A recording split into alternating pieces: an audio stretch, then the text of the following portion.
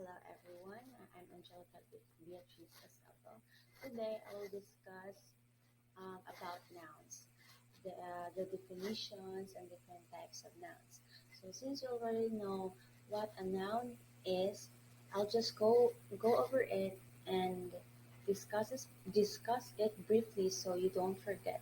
So deductive teaching will be my style of instruction. So the objectives of my discussion today, we will know the definition of noun, the different types of noun, and the deductive teaching. First,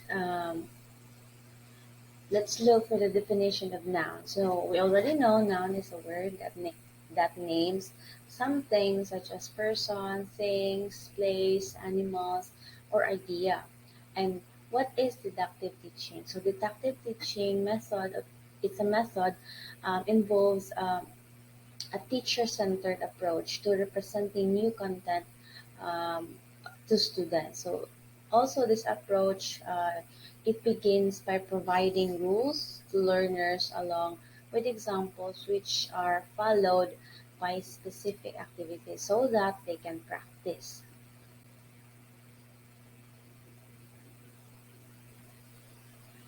So this in my slide, my PowerPoint presentation here, you will see the examples of noun, which is the name of a person, things, place, and names.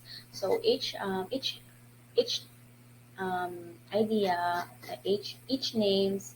I'll give two examples only. First is the person, so I'll give Zach and Jabez. So here in things, keyboard and wallet. Place, South Korea and Japan. And animals, frilled lizard and the lion.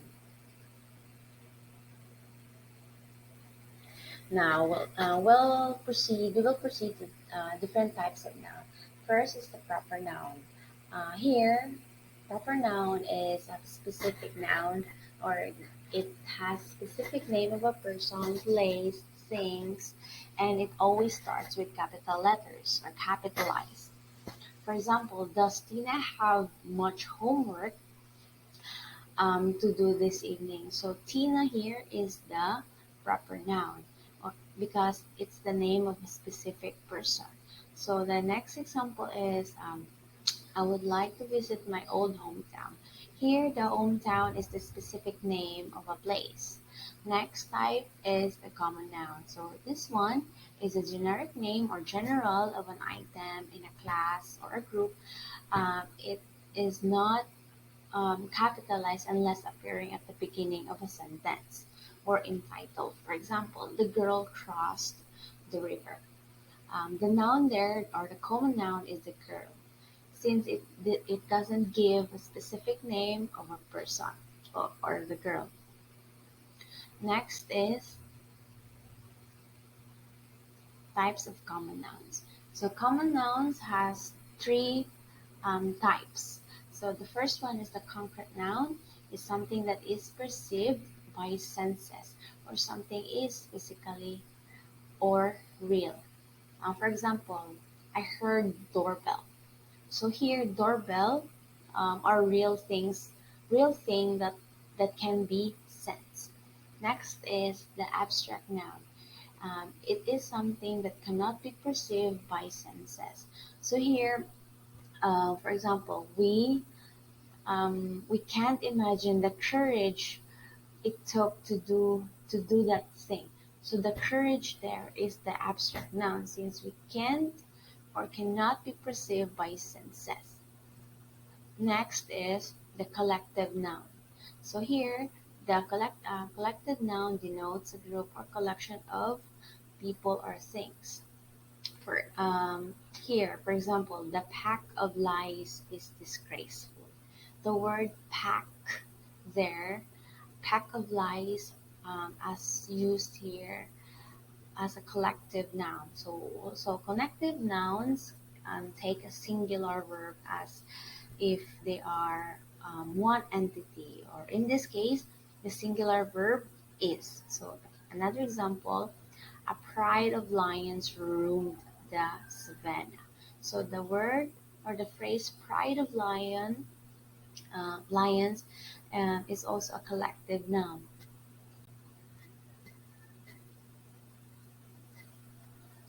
And the next types of noun is the countable nouns. Here, these are nouns which can be counted, even if the number might be extraordinarily high, like counting all the people in the world.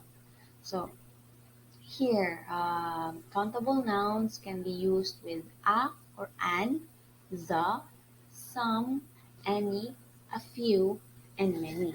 So here, for example, here is a cat. Cat is a noun, a countable noun, because cat here in the sentence is signifies as singular. So another example, here are a few cats. Here, another example, here are some cats.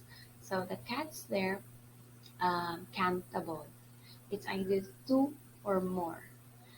Um, Countable nouns are that come in state of quantity which is impossible to count, like counting. Can we count sands? It's a countable noun. Liquids are also uncountable. Things that act like liquids. Yeah, just the sand and the air. We can count all of it. So they're always considered to be singular, but can be used with some, any, a little, and much. So, for example, an IQ test measures intelligence. So the word intelligence there is uncountable now, because um, we cannot test how intelligent we are, except for I don't believe that there's a website who tests the IQ of a person, but I don't really think if that's true, but actually it's both agreeable and disagreeable. The next example is students don't seem to have much homework these days. So these examples refers to an unspecified, unqualified amount of homework. So homework there is unaccountable now. So here, the activity. The activity is make two sentences with each type of nouns. So there are four types of nouns, so you need to make 8 sentences using the different types of nouns. So here, before I end my discussion, the conclusion here is about um, the learning and the deductive teaching.